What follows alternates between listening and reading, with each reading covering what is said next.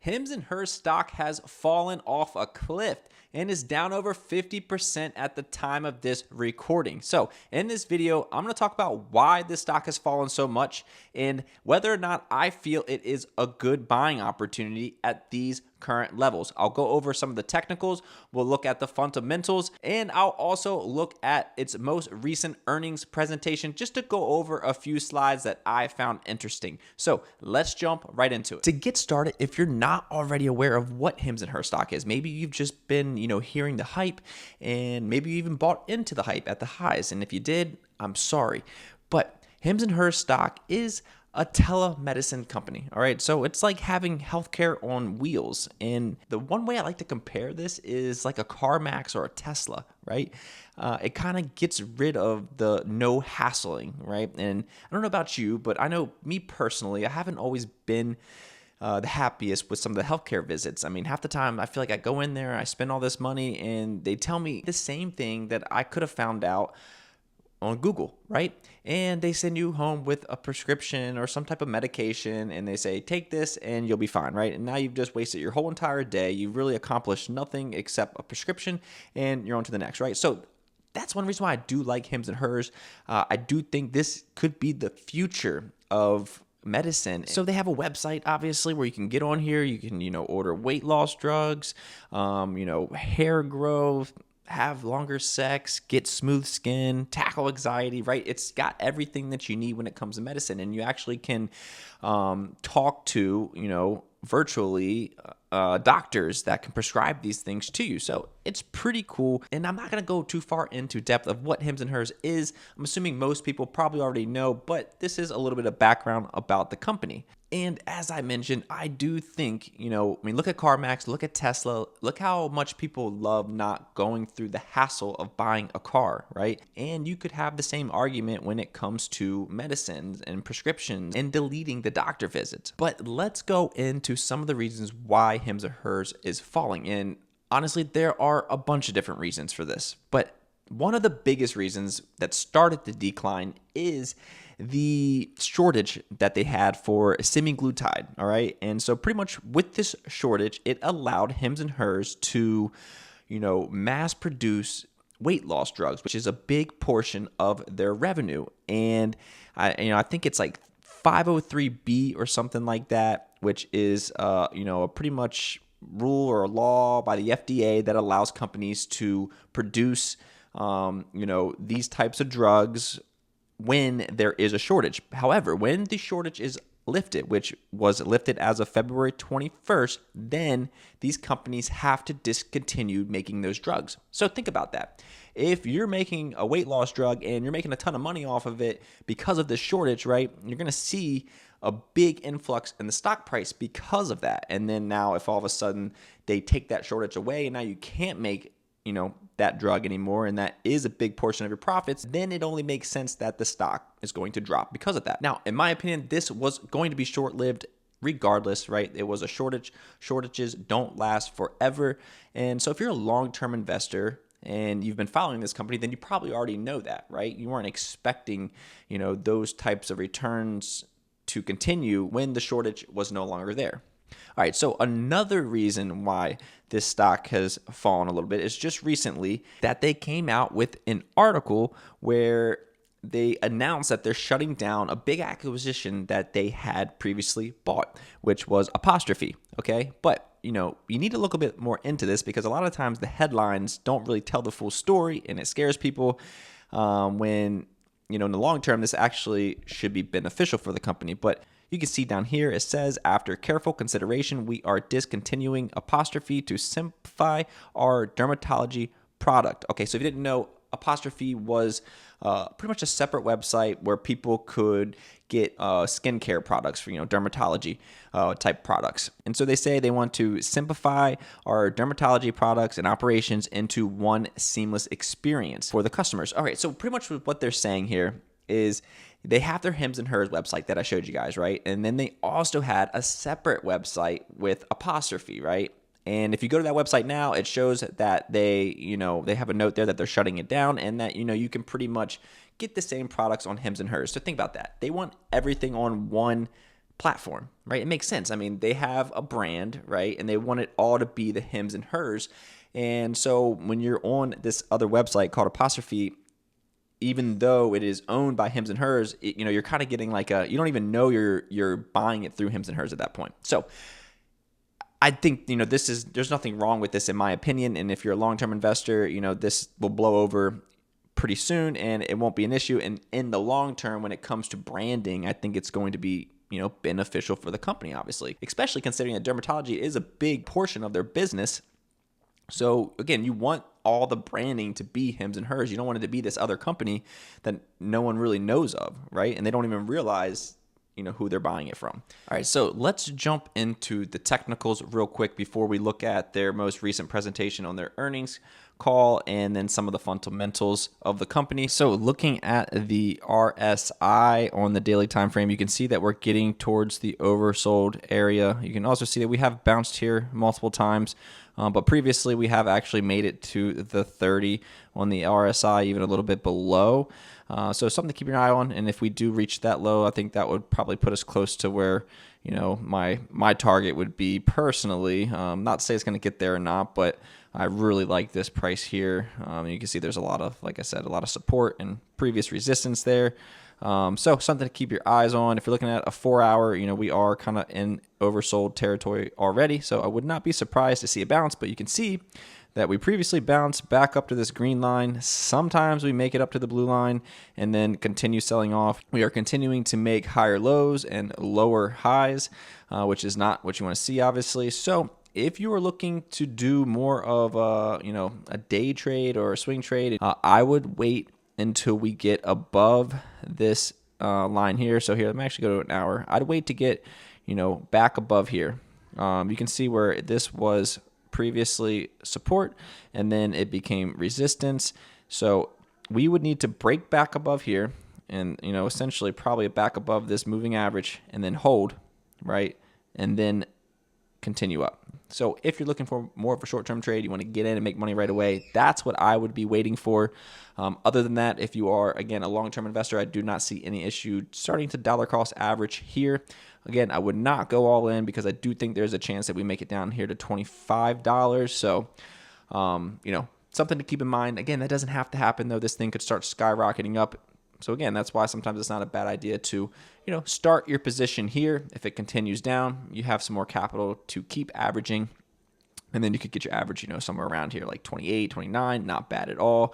And then in the event that the thing starts to skyrocket, well, guess what? At least you have some of a position, and then you can decide what you want to do from there. So you can see here, I currently have a daily time frame pulled up, and I mean, obviously this does not look pretty. You can see our peak here of $73 just about, and from there we are now down 57%. Obviously we're down 7% just today. And a couple things that I want to mention real quick. Obviously I mentioned why hims and her stock is down based off some of the news and the shortage of semaglutide, all that good stuff, right? But you also have to keep in mind, if we go over here to, the SPY, right, which is just a ETF of the 500 biggest companies, you can see that this thing is also tanking. The market has been a bloodbath for, over 2 weeks now, which is just insane alone. So one thing, especially if you're newer to investing, that I want you to keep in mind, all right, when a company tends to go parabolic like this, all right, that's what we call a big move like this. It's just parabolic, right? At that point, its price of earnings is just sky high. In other words, based off the sales of the company, even the projected sales, where the stock is trading, it's trading at a very, very high price to earnings, right? So just meaning that it's overvalued, like extremely. I mean, it's pricing in extreme growth, right? So when you get a company that is running this much, you get a lot of hype buying into this, you get a lot of momentum, it keeps going, and who knows how far it's going to go, but eventually when it falls, it typically falls pretty hard. And if you got stuck up here, I apologize. I've done this before myself when I first started trading, and it sucks. It is not a good feeling at all. All right, you bought into the hype, and then this news came out and it sold off. But another thing I want to keep in mind is that when you get these companies like this that, are trading at a high PE ratio, I mean, look at this. It's currently trading at a 50 right now, and that's after a 57% decline.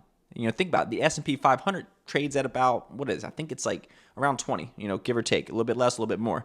And this is at 50, all right? Now, a company that is expected to be a growth company and continue growing, I mean, it's okay to trade at a high PE ratio, but when this thing was up here, I mean, you're in the hundreds, over 100 PE ratio, it's getting pretty intense. And again, coupled with the market falling, along with it, it's just, the market's down 10%, in stocks like Hims and Hers, they fall 50 or 60, which, again, if you bought it up here, you're like, man, like this is crazy, right? But is it? Because look at this. I mean, this thing went on a 200% run in 45 days, all right? So just think about that, all right? I mean, again, if you're new to investing, which is what I try to base this channel around, these are things to keep in mind. Don't buy into the hype of these companies, man. I mean, it's just you will get your head knocked off by doing that. Now, with that being said, with this pullback, we are getting to a point, in my opinion, I mean, if you were a long-term investor, you could start dollar cost averaging now. I really like it here at this moving average. And if we do end up going into a recession, do not be surprised if this stock comes down to here or even lower. And at that point, I would say it would be undervalued, and I think it would be a great buying opportunity. Not that it's, a bad buying opportunity now. And you're bound to see some bounces, come into here as well. Maybe a bounce even all the way up here to the moving average, and then it could sell off more, right? I mean, that can happen. Honestly, I've been waiting for a bounce in the S&P 500 and the QQQs, and guess what? It's just not happening. I mean, the market is just super bearish right now, as you can tell. And again, keep this in mind. If the market was not in this sell-off, the chances of Hims and Hers selling off as much as it did, probably not as high.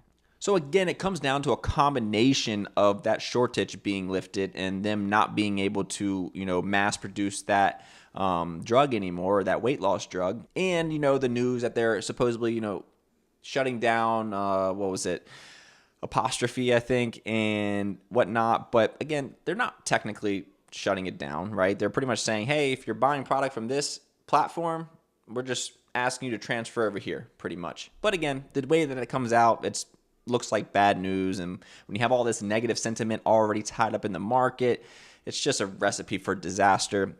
And, like I said before, it is trading at a pretty high multiple right now as well. But that's what I want to get into now. So here I have a few things pulled up, and I'm just going to take a quick look at the fundamentals of the company, right? Because it's one thing if it's trading at a high multiple, and, it's another thing if it's expected to continue growing at a pretty rapid rate, which, all right, you can see here we have our gross profit margin here in the blue, right? 80% profit margin, no complaint there. I mean, that looks beautiful, all right? You have operating margin, all right? This was actually pretty negative here for a while, and then, I mean, just this year, they got to the positive. So you can see a steady uptrend of this, right? It's a newer company. I mean, this is good. This is what you want to see. Obviously, you don't want to see this tick back down. You want to see this continue going up, but it's, we're on the right trajectory now. And then you have your total revenues. You can see this consistently growing, all right? That's here in the brown, right? And then you have your net income, which is arguably more important than the total revenue, because you can see here that revenues are growing a ton, but your net income is not growing as much. Now, with that being said, when you're a newer company, there's a lot of overhead costs going into it, a lot of investments, a lot of this, a lot of that, and that obviously eats into, your net income, because of the, let's say, cost of goods sold. There's costs in advertising and marketing and employees and all that good stuff. All right, so the next thing I want to look at real quick is the return on invested capital. This is important, because the company's taking money, from the company essentially, which, is your money as well if you're invested into the company, and they're reinvesting it, right? So you want to see that, hey, if I'm investing 100,000, right, and I'm returning 30% on that, so now I'm making 130 on my 100,000, right? That's a good return on your invested capital. And then, as I was mentioning, we have the price to earnings. All right. So it's currently trading at a 49. You can see that it was trading over 100 at its peak. All right. Which is, it's very, very high. I mean, if you follow Palantir, that was trading at over 100 something, right? And look what happened to it. Again, these stocks that trade at very high valuations, they will do it for a while, and who knows how far it will go. But when negative news comes out or anything goes wrong, because at this point they are pricing in perfection, right? They want perfection. If anything derails that, the stock's going to drop, right? And then couple that with the stock market and the negative sentiment with all the Trump tariffs on top of that, and you have the market crashing on top of hims and hers having bad news. There's no surprise that this thing has seen a very big pullback. But again, now we're trading at 49 based off its recent PE ratio. This was pretty average, at least throughout 2024. You can also see, obviously, before the company started taking off and we were trading at a negative, right? I mean, because we weren't even making money at that point. But other than the PE ratio, which is, the price to earnings, right? I also like to take a look at the forward price to free cash flow, all right? Because some will argue that obviously it's harder to create free cash flow, right? And now when you compare it to that metric, we're trading at a 26, right? Or almost about 27 multiple. That's really not that bad, honestly. And you can see that that's about where we've been trading, since 2023. Obviously, you had these spikes here, but, when we're looking at that, at the peak, we're at about 50. But, again, this is pretty much factoring in, the free cash flow of a company moving forward, not just the sales. And again, the free cash flow is super important because that is revealing the company's true financial health, right? So it's pretty much saying how much money are you getting after you pay for all the expenses and everything, right? So, I mean, you could have revenues of, $1 billion, but if your, costs are over $1 billion, then guess what? I mean, you're making $0, right? You are actually a failing company. So that's why free cash flow is, obviously just one, but it's a super important metric to take a look at, when you're comparing different companies and you're comparing PE ratios and, all that good stuff. All right, so I wanted to bring up the investor presentation real quick before we wrap this up, just to go over a few things that, I've noticed that I just found interesting and, beneficial for the company, and just things to look out for as well. And so, obviously when it comes to, leadership, you want to see people that have good resumes. And you can see here, you have the former CFO of Netflix. They have the marketing brand leader of, Nike, Sony. They also added some new board members. I mean, this guy right here helped with DoorDash and eBay, and DoorDash has been taken off. So again, I like to see the leaders and, the hierarchy of the company in good hands. It gives you a little bit more confidence that they're going to do what it takes to get this company where it needs to be. So next, I thought this slide was pretty interesting. It says, we believe we have the ability to help over 1 million consumers across specialties we serve, right? So some of the things that they serve are, your sexual health, which have about 80 plus million in population, dermatology, which has, over 80 million people, mental health and weight loss, all have huge potential to gain more market share, right? And as I was mentioning before, obviously the weight loss is a huge segment there, and that was a pretty big portion of their revenue as well. And so when that shortage again was discontinued and no longer a thing now, so that's eventually going to start hindering their sales or possibly. And again, that's one of the reasons why the stock is falling, because investors are like, wow, okay, you've been growing really well and rapidly, but now without that shortage, right, without that source of revenue, are you going to be able to continue to grow at that pace, right? Again, that's one of the reasons why we saw a big decrease in the stock price. And then this was another slide that I found really interesting because it's going over their market share, right? And you can see share of observed total customers, right? From 2020, they had 10%. Now in 2024, they're almost at 50% market share, right? That's substantial growth. And obviously when you have, these consumers that are using your product or your platform, right, your website, and they are continuing to use it, that is just pretty much guaranteeing profits, right? I mean, it's like Netflix, for example, right? You pay your subscription to be with Netflix, and now they have that reoccurring revenue over and over and over again. So you can only imagine with a company like Hims and Hers that's growing their market share so much, right? Once they get their loyalty and their customers and people find out like, hey, this is the new way to do things, they have a ton of runway for growth. And then you can see over here, shares observed for total sales. Same story here. They're almost at 50%, coming up from 6.8% since 2020, right? And then, you have the comparisons over here, and they're trumping everybody, right?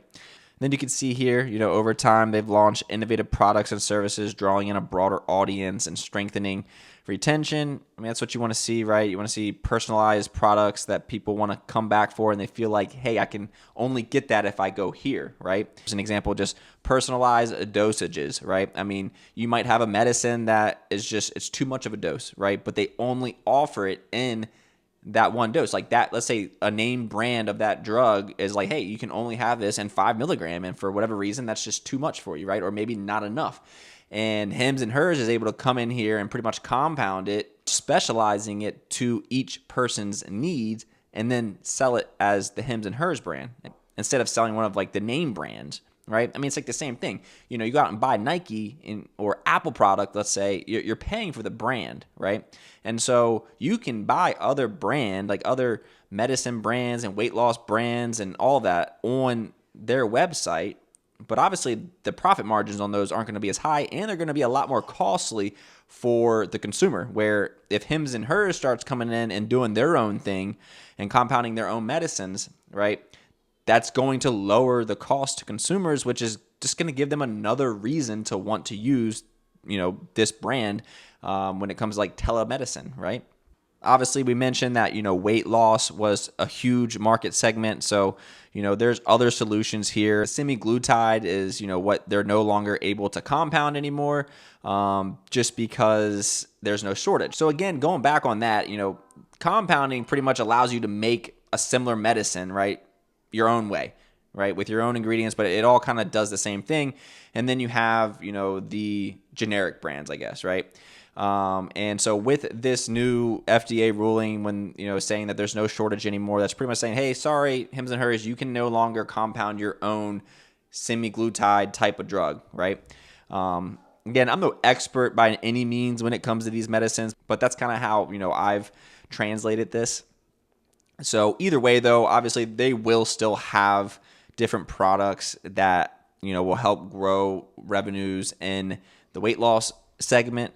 But again, this is one of the things that has been concerning investors of late, is because they're wondering if they can keep up this growth without this segment that has shown so much rapid growth in the past when there was a shortage. And then, so this is a pretty interesting slide here as well. The GLP-1, this is the weight loss drug that has to do with the semaglutide shortage, right? And you can see that their cost of that is much, much less than the competitors. So, I mean, obviously, where are you going to go, right? You're going to go, pay a premium over here. Or you're going to, get it for the cheapest price available.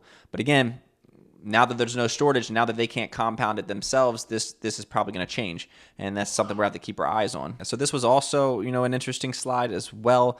We're talking about reoccurring revenue growth, right? And I kind of talked about this with like, Netflix, for example. You have millions, if not billions of people that are subscribed to Netflix, and they are constantly, getting that revenue every single month, right? And, I feel that Hims and Hers can do something very similar on a huge scale, and as long as, their recurring revenue continues to grow. And you can see, I mean, that's exactly what it's doing here, subscriber growth. People that are subscribed, just like you would subscribe to Netflix or anything else, right? 2.2 million from 1.5 million, right? I mean, that's pretty substantial growth. 45% revenue growth, 69%.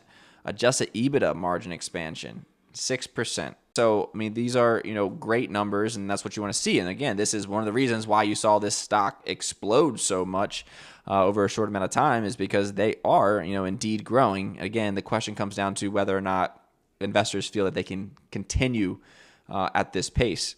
Here again, you can just kind of see the revenue growth driven by expanding subscriber base. All right, subscribers, you can see this steadily increasing, revenue steadily increasing 95% year over year. I mean, these are insane numbers, right? And that's, again, why it's trading at an insane valuation. But, this starts coming down some and everyone's like, oh my God, they're not going to keep it up. And then the stock falls. But nonetheless, these are great numbers and things for this company are looking on the up and up for sure. As we mentioned before, strong free cash flow, right? This is super important, and they're just kind of highlighting this, in their presentation as well. You can see that's steadily growing. And then right here, you have their 2025 outlook, right? So anticipates strong top-line growth and continued leverage. So you can see here, revenue growth year over year. So pretty much they're saying in the first quarter of 2025, they're expecting, revenues of 520 million to 540 million, which would be a year over year growth, again, of like 87 to 94%. That's crazy. Again, going back to, some of the concerns is, these numbers are probably still pricing in the semaglutide weight loss drugs, right? And so I don't think it's going to happen right away, but that's slowly going to start fading. And then the question is, are these year-over-year growths or quarter-over-quarter growth rates going to still be just as high without that? So, just something we want to keep our eyes on. But nonetheless, there are other revenue streams. That's not the only one, even though it is a big one. And then you can see here now their fiscal year of 2025. Now here they're probably, more than likely pricing in not having as much revenue growth from the weight loss drugs, right? So you can see here, they're expecting 56 to 63%, which is still amazing. So let's not get that twisted. These are still great returns. Obviously, it's not 87 and 94%. So it is down, almost 50% from that. But again, nonetheless, obviously, companies can never continue to grow at these rates, right? It always will slow down eventually, right? Companies pretty much go through their growth stages, right? And then they kind of have their peak, and then they kind of level out, and that's like their maturity level, right? And then you have a decline in some businesses, right? Unless you have a strong moat and whatnot, like Apple and these, the Magnificent Seven stocks, then, you always find ways to innovate and keep growing. But nonetheless, the growth phase typically lasts a really long time. The maturity phase lasts a really long time. So, before that decline phase hits in, it's usually, way down the road and not something to consider anytime soon. And we did briefly talk on, their capital investments and how that has been paying off. And they've made some here recently, expansion of facilities so they can do some more things in-house, which obviously is, it's going to increase profit margins and whatnot in the long term. Obviously, it's a cost up front, increased automation, broader personalization. So just some of the things that they're investing in. But again, they have shown that they are able to give, a good return on their investment, which is what you want to see, right? You don't want to see companies spending billions of dollars and then, seeing a 1% return on that, right? Just to put things in perspective. So do I think that Hims and Hers is a good buying opportunity at these current levels? I do think it is a good time to start dollar cost averaging. However, with the most recent negative sentiment in the markets with these Trump tariffs and fears of a recession, do not be surprised if this stock falls even more. However, we never know and cannot predict the future. So obviously, it's not a bad idea to maybe start, again, slowly averaging into the position, but leaving some capital on the side. So in the event that the stock does pull back more, you can lower your average. This is only going to be for those looking at a longer term investment. I'm talking, 5 to 10 years. It's not to say that this thing can't return 40, 50% in the next 6 months, because we all know that anything is possible in the stock market. But that's all I have for you guys in this one. I hope you found this video helpful. If you have any other additional questions, please let me know in the comments, and I'll see you in the next one.